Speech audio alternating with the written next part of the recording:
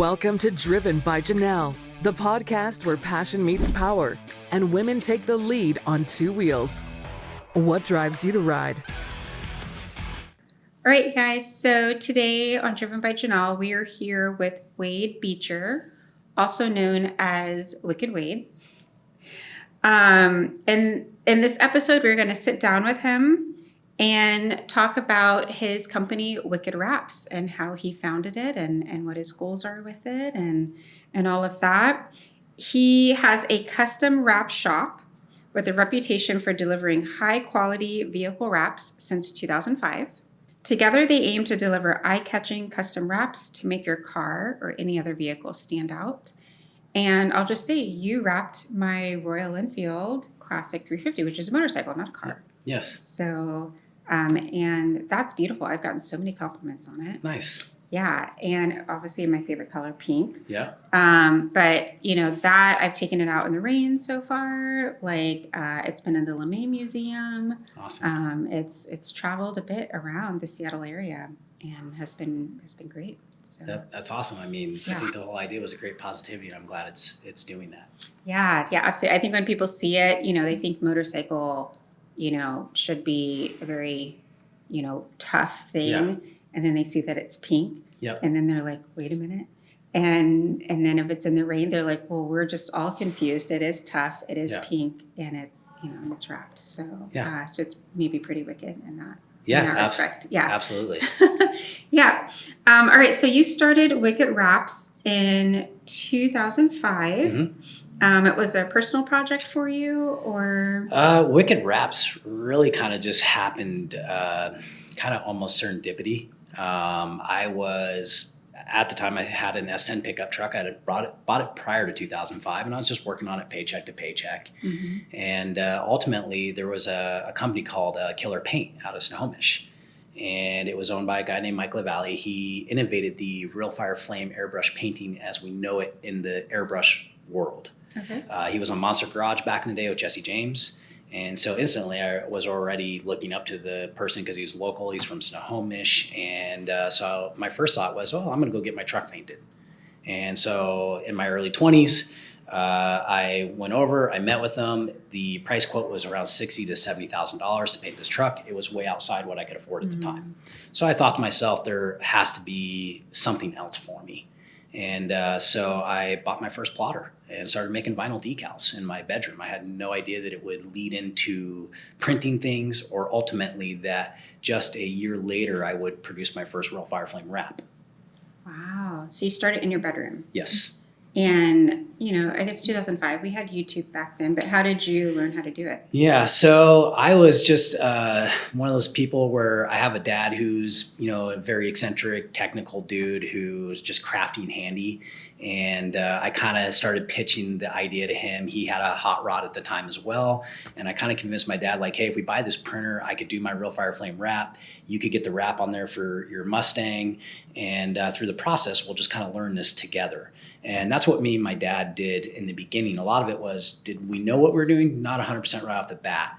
But what I did know is that there was classes out there and ways for me to better educate myself, to better understand the skill sets needed to deliver wraps. But most of those classes were out of state. And I drove up to a lot of those classes as the only young person showing up with a car already wrapped that I did in my driveway. Was it perfect? Heck no. Was the design absolutely amazing? Maybe not in today's world, but back in that time, it was definitely trend setting, and I was already, you know, loud and pushing the limits.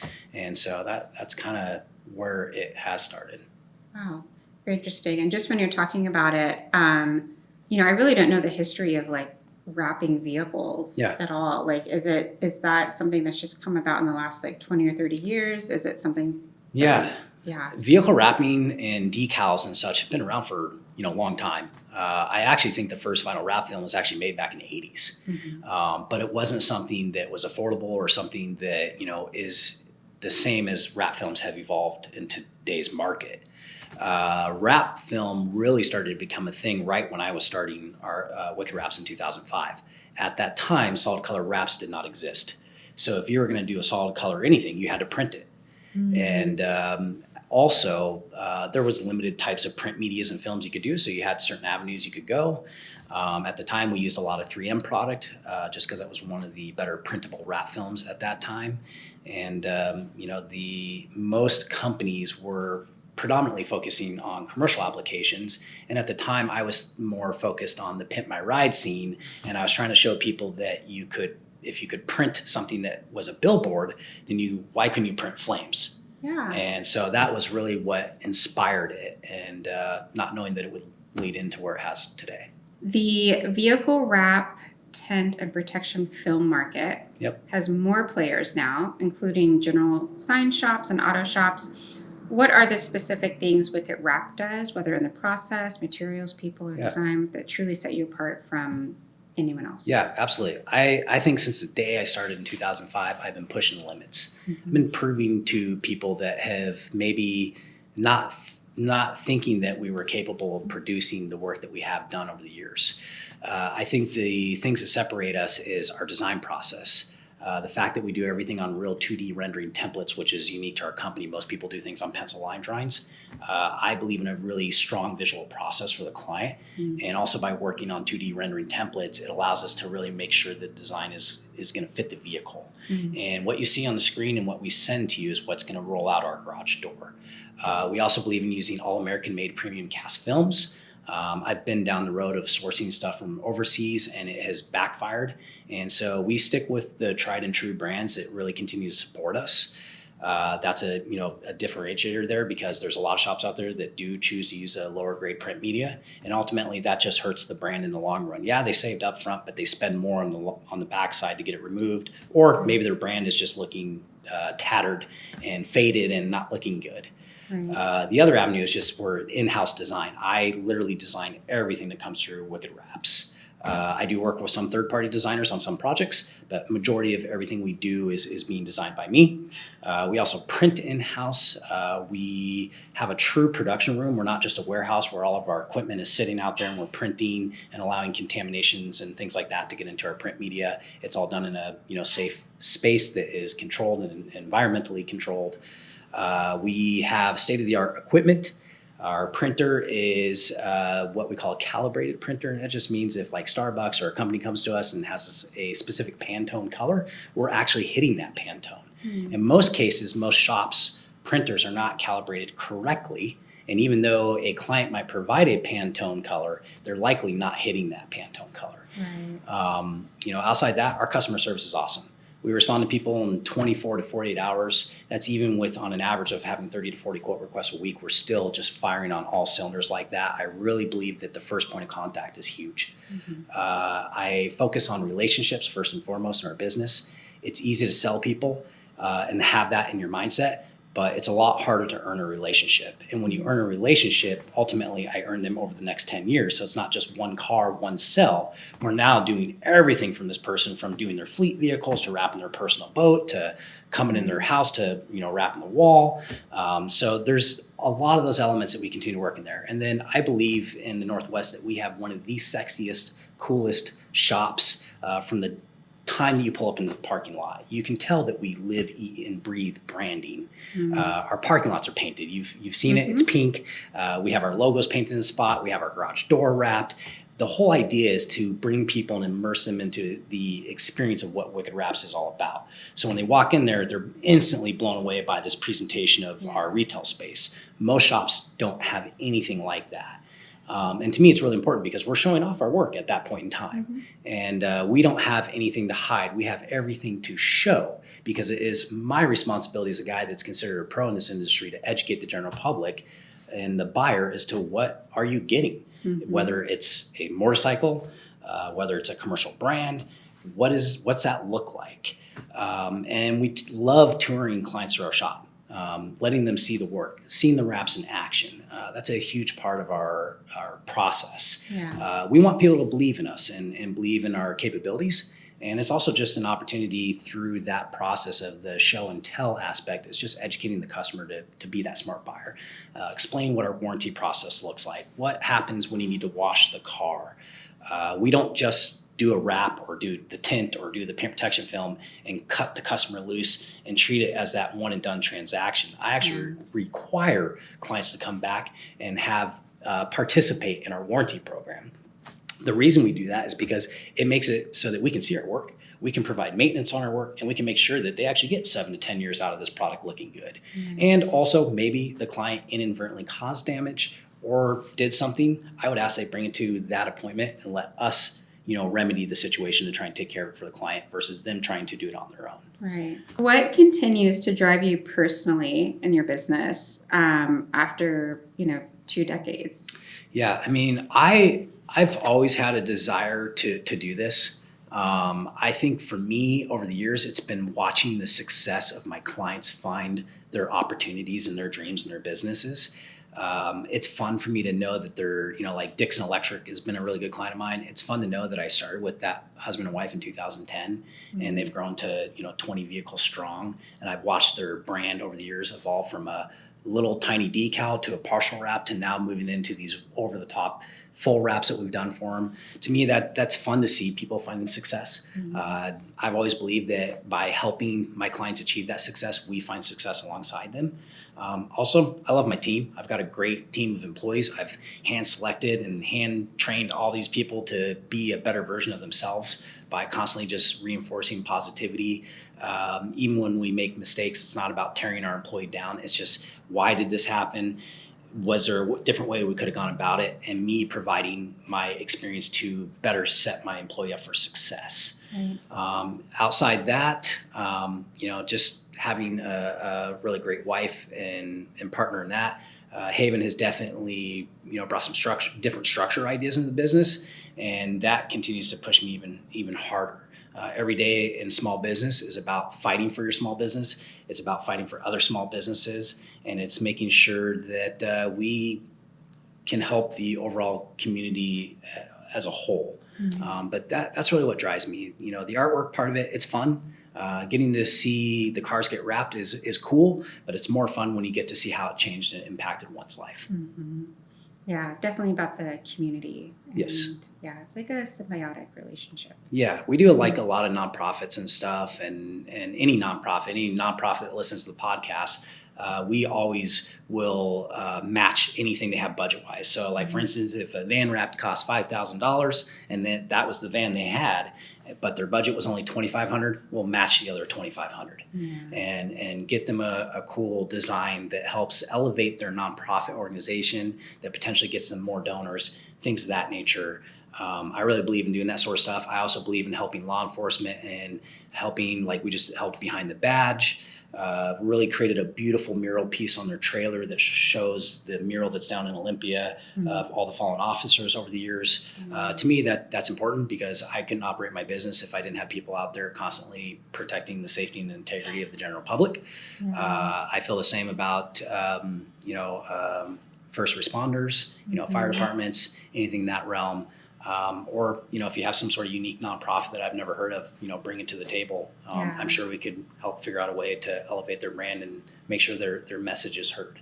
Yeah, absolutely. No, we definitely support our first responders, police officers, anyone, risking their lives and putting themselves on the line for the service of others. I feel like, for me as a law firm or any other entrepreneur, we're putting ourselves out there, and it can be an emotional process, but for first responders, law enforcement, they're like putting themselves out there, like risking their lives. Yeah, absolutely. So we definitely appreciate that. Yeah. So that's exciting.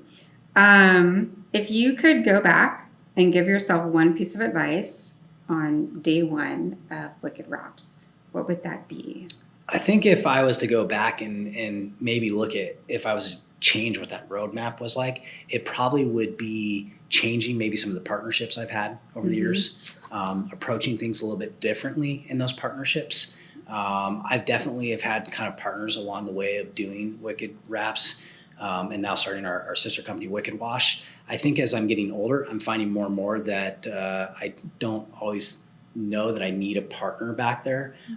There's good things to that, and there's also bad things from that. I'm a dreamer. I'm a chaser. I'm an entrepreneur. I've got 100 more business ideas in my brain. And for me, it's about having someone that can stay on course with me and stay up to speed with me. Because if you ask Haven, I'm moving a million miles a second. I have a lot of ideas in what and how to go about expanding our company. And sometimes when you have other people involved, it can hold you back because you have to hear their opinion. You have to have that, pushback. And sometimes that can prevent you from potentially chasing a dream. And so if I was to change anything, I probably would be in a situation where I, retained as a 100% owner of the company. But at the same time, none of what we're doing now is bad. It's just it's just as we kind of evolve and I go different directions, partnerships, things shift, things change. That's just human life. But yeah, if I was to change anything, that would probably be the one thing I would change. Yeah, no, I totally get that. I feel like if you are someone who dreams a lot or is really a creative person, you explain things to people and they do not see it. Yeah. And so then you spend a lot of time convincing people and you're like, I don't have time to do this. Yeah. I just need to do it. Yeah. And I can be a really I'm a very nice person, but I can also be really intense when I'm passionate about something. And sometimes my intensity can come across maybe brash or maybe you just don't know how to handle that. And so for me, it's definitely about having people that understand where my passion is coming from. It's not necessarily, a hostility aspect. It's just that I have more passion than most people have in those things. And sometimes it's going to come across in a way that you may not like to hear that. But it's meant with as much love as I can put behind it. And I just look at it from the standpoint that I don't have a lot of time to waste. I have one life. One life to prove myself, one life to leave a legacy. And so I have a mission. And you either have to be on board for that or there's a door. Yeah. No, I totally get that. Sometimes I think of it as, I always like the show Big Bang Theory, and it's like Sheldon, and you're trying to explain things, but it's not always getting across, and probably don't be, rude or cynical like him. But it can definitely be hard to get that across. So totally get that. Yeah. So as we've kind of been talking about, motorcycle wraps present a different canvas compared to cars or trucks. How do you approach motorcycle wraps differently? So biggest thing with motorcycles in general, most shops won't even touch them.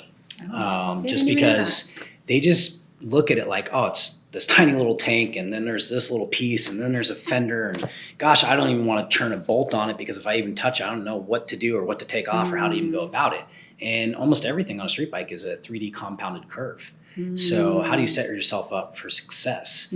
And a lot of it is that even over 20 years, I've done my fair share of street bikes over the years, and there's been point in times where I've turned many of them away. It wasn't really until I started to build a team, and my team started coming in and said, hey boss, why don't we do some street bikes? And for me, it wasn't that I'm personally not capable. There's just only so much I can do, and I have to focus what makes sense in the business. And so really in the last 2 years, we've kind of really stepped up the street bike game. We're saying, hey, it's a case-by-case basis. Tell us what you have in mind. What do you got for a bike? Can we execute what it is that the customer's after? And can we put it in a price point that makes sense for the customer? I've done so many different Harleys and bikes over the years, from doing real fire flame wraps on them to just simply wrapping a tank and making it matte black, to doing 100% free-handed designs where I'm doing, pinstriping type things, and I'm doing it all with knifeless tape. And I've done that with customers where I'm just like, hey, give me the bike. They'll say, it's orange, it's too orange. What can we do to lessen the orange? And so usually I'll come back with some matte black or satin black. We color block the bike down. We give it some style, some attitude. It's done tastefully, so that way if the customer wants to sell it, likely someone else is going to like that as well. They're definitely challenging. I don't think there's been a single bike I've ever done that's been the same, that we just did like the same model the very next time. Every project's been different. We do them in solid colors, and then I've also done ones with custom prints and designs, which can be really challenging for a lot of people, because when we think about all the parts and stuff, it's essentially like designing mini wraps in all these different areas. And when you think about a car, you're designing one wrap on one item, and it's larger scale, so it's a little harder in that regard. Yeah, I would say because my Harley, I got painted, and to deconstruct it to get painted, I was like, wow, you have to take this thing apart. Yep. And there are all these little pieces that I'm carrying around, like, hey, I need someone to do this, and Yeah, it's very different. A lot of curves, like you said. Yeah, I think you want to be very comfortable walking the street bikes in the wrap world because some bikes have metal painted pieces and some have gel coated plastics like the crotch rockets and things that we see. If you don't understand surface energy is basically just how well does the film actually bond and can we get it to stick? And like for instance, a dirt bike, a four-wheeler, we wouldn't really touch those types of items. They have a dole style plastic on them and it's not really accepting to the film to want to stick. Right. But most street bikes in the crotch rocket realm, we find that we can get the film to stick good to it. And obviously if it's a painted bike, it's just like having a car with OEM paint. We know that clear is going to stick really well. And also know at the end of the day, if we need to remove it, it's just going right back to the bike it was prior. Right. Yeah. You can just undo it. Yes. Yeah. Yeah. We probably would strip your bike, minus the fact that we did take parts off. We'd probably have it done in about 4 hours. Oh, that's crazy. So. Yeah, that's amazing. Well, yeah, thank you so much. I had no idea. I had no idea what I was asking for. I was like, this just needs to be pink. Yeah. So you guys just made it so easy. I was like, this needs to be pink. How hard can that be? Thank you very much. Yeah, no problem. We appreciate the opportunity. And I remember when the email came through, Haven was super stoked. She's like, oh, there's this attorney and she's all in pink and check out her website. And so that was a lot of fun for Haven, was super excited about it. And I logged on. I was like, oh, okay, yeah, she's really got her marketing on point. And then she, asked if we could accommodate it because on average, Wicked Wraps has been anywhere from 6 weeks. And in some cases, we've reached up to 90 days out on booking, just trying to handle everybody because people want to work with us, which is great. It's a good thing to have. And sometimes it's a problem. Yeah. But she explained the project to me and we all kind of talked about it internally and decided that we could expedite it and make it work, even though there wasn't technically time to do it. But we made it happen and everyone was really proud of it. Yeah. And it was on display at the LeMay Museum, which was like super cool. It is awesome. So yeah, I feel like for my bike, I know it's an inanimate object type of thing, but I feel like it has its own personality and its own world that I was like, you've been in the LeMay Museum, you're wrapped in pink, like, you've had this experience type of thing. So, it's the only bike that I've seen around here pink. I grew up riding dirt bikes and I've had my fair share of street bikes and stuff, but I've never seen a bike that is wrapped in satin pink. You just don't see it. And honestly, when we think about the paint world versus wraps, satin is just hard to paint. It's not something that we see as much in the paint world. We see a lot of gloss and gloss metallics and shade shifter type paints and things of that nature, but getting matte and satin finishes on it is completely different in the paint world. And it's just a lot easier in the wrap realm because there's easily 300 different matte and satin finishes that you could choose and work from. Right. Yeah. And for the Royal Enfield, it doesn't need to be fast or aerodynamic. It's a leisurely coffee bike type of thing. So, yeah. Well, I had no idea what I was asking. So thank you so much for accommodating that and making that happen. It affected so many other, the Integrity Garage Floors and LeMay and so many other businesses. So we were excited to be a part of it, and it was a fun challenge. And we always welcome unique challenges. And if we feel like for some reason we can't get that challenge for a customer, we'll be the first to tell you that it's not the right fit for us. Yeah, we appreciate that. I'm glad it worked though. Yes. All right, we have some rapid fire questions. All right. Some of these I feel like I already know the answer to, but if your car, bike, or truck had a superpower, what would it be? Oh gosh, if it had a superpower, mine would probably just be like instantly there's traffic, it just lifts up and flies over the traffic. Yeah, like the Jetsons. Yeah, I like that. What's the best advice you've ever received? The best advice I ever received was at a wrap convention. I was showing a customer a solid color wrap, and I was really proud of the work I did. And that customer told me, owning a reputable wrap shop, show me your carpet cleaning customers. I didn't have any carpet cleaning customers to show him. And he said, I'm going to give you some advice. He said, I understand you love the Pimp My Ride scene, but I'm going to tell you that you should chase the commercial business scene. And if you do that, you'll be around the next time we have this conversation. And that was an owner of a previous company, doesn't own it anymore, which was called 360 Wraps out of Texas. And that was a life-changing thing for me because I was at an expo. I was young. I didn't know what I was doing. And for him to say that to me, it resonated with me. I went back the very next week and I joined LaTip. I joined the B&I exchange group and I got involved in a local chamber.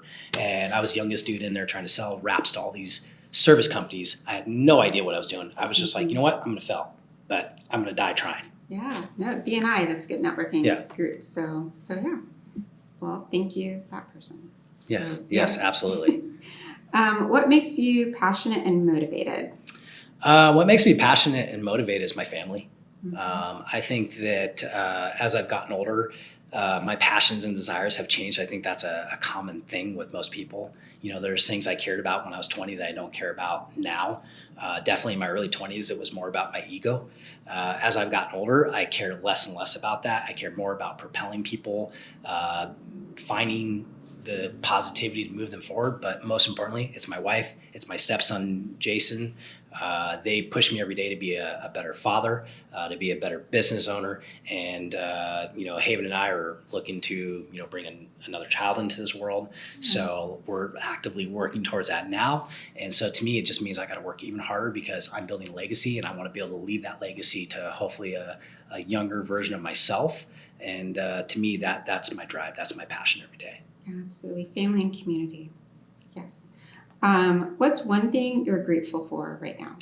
I'm grateful for the clients that support our business. I'm grateful for the clients who continue to show up and continue to give us the opportunities to do these over-the-top designs, to put trust in us, to brand their companies and lean on us for those types of marketing goals that they have. And so to me, that is a huge part of it. If we didn't have their support, we wouldn't be in business. Mm-hmm. Absolutely. Where do you see yourself in 5 years? I see myself in 5 years just being further and further away from doing certain things in a company. Again, as I've gotten older, I have learned that I have to empower other people. Mm-hmm. I have to continue to invest in other people because there will be a point in time where I either sell a company or I have a company that is capable of working all on its own, and I can do it from afar, do it from another home I own or something of that nature. But I do see myself being, doing less and less in the company and giving more and more people the share of the opportunity to rise up. I've got a lot of young people in my company that want more to do, want more opportunities. And so every day I'm passing certain responsibilities off to people, and they're learning and they're doing it gracefully. And as a result of it, I just get to, sit back and focus on things like this, focus on, selling the brand, working with my customers, answering the phone. I'm good at it.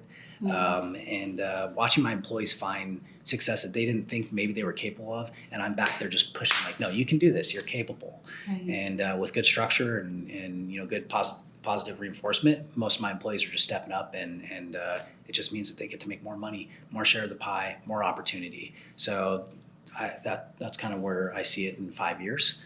And then obviously Wicked Wash. I see that being another big part of our company in 5 years. It's already rapidly growing, and I can only see that getting bigger and bigger. Yeah, that's amazing. I'd love if someone came to wash my car. So there you go. Yeah. Yes. What's one tool or item in your workspace you couldn't live without besides your phone? Honestly, I could probably live without a phone. But in our workspace, I definitely, we would need to have heat. We got to have a torch or a heat gun. Like that's the one thing we probably couldn't live without. I could probably figure out ways to cut a wrap if there was no knife or a blade or something, but heat is definitely a big part of what we need in order to do our job. Okay, very interesting. All right, last one. I feel like I already know the answer, but speed or comfort? For me, comfort. Speed is not, in my opinion, something that is what a brand should be concerned about. Mm-hmm. What they should be most concerned about is what does their brand look like, and was it done, to a form and fashion that makes our brand appear the way we want to be seen in the general public. Mm-hmm. I feel that when wraps are rushed or things are, put that way and the customer's pushing you that way, generally you end up with a bad experience. Mm-hmm. Corners were cut, the design wasn't as good as it could have been, and you've got a customer who's probably not coming back. I really believe in allowing us to take our time. Now, if a customer brings one vehicle to us and we knock out that design the first time around, they bring me a vehicle that's identical to that vehicle, it will be that much quicker and faster the second time around because now we know that brand. We know what we need to do. We don't need to reinvent the wheel. But a lot of people don't understand that when designing wraps, you got to slow it down, especially if it's a new design, because it might not fit the way that we envisioned it in the proof, and we might print a panel and it doesn't fit right. And I'm not going to call my customer on the phone and say, hey, by the way, John, the panel didn't fit on the side of your box fan. Instead, we're just going to go back and make the necessary adjustments, squeeze anything down that needs to be smaller, and make sure that when the customer comes to pick it up, it's ready to go. So yeah. Yeah, well, awesome. Well, thank you so much for joining us today and, for getting my bike wrapped. Yeah. It was such a, serendipitous experience to, reach out to you guys. You guys like the color pink. I think we definitely share visions as far as contributing to the community and customer service and all of those things. So, yeah. We appreciated the opportunity. Like I said, I think when Haven first brought your project to the table, I reviewed everything. I looked at it. I'm like, well, I can tell that she really believes in branding. She wants to be, noticed and seen and outside the box, and not just considered an attorney, but someone who's out there marketing a brand. Mm-hmm. And to me, that stood out a lot. We get a lot of unique requests sometimes, and I felt that seeing your request coming through and just getting to see how you've done your website, everything you're putting in your marketing brand, we see the passion, we see the heart, we see what you're doing. And there's a lot of attorneys out there, but to me, if you're going to hire an attorney, you want to have one that's outside the box. Yeah, I think so. I think, for a lot of my clients, like I talked to a client yesterday and I was like, this is what I'm thinking. They're like, well, I would have never thought that. And I was like, that's why you hired an attorney. Yeah. Yeah. So, I mean, and you guys like bright pink in the Pacific Northwest. Yeah. Like that's not something you see every day. Yeah. So I just once I pulled up to you guys' shop, I was like, oh yeah, this was where we're supposed to be because, you guys obviously care about your customers, but you also are willing to be bold and to fight for things. And that's kind of, what we want to do as well. So 100%. Yeah. So like I said, appreciate the opportunity to come down here to be a part of your podcast. We appreciate the opportunity to have wrapped your bike, and we look forward to working on more projects in the future. Yeah. We have more things that need to be wrapped. So, all right. Well, thank you guys so much. Check out Wicked Wraps. Any social handles, we'll tag everything, but wickedwraps.com. Yeah, it's wickedwraps.net. And then obviously our wickedwash.net if you want to check out our other sister company.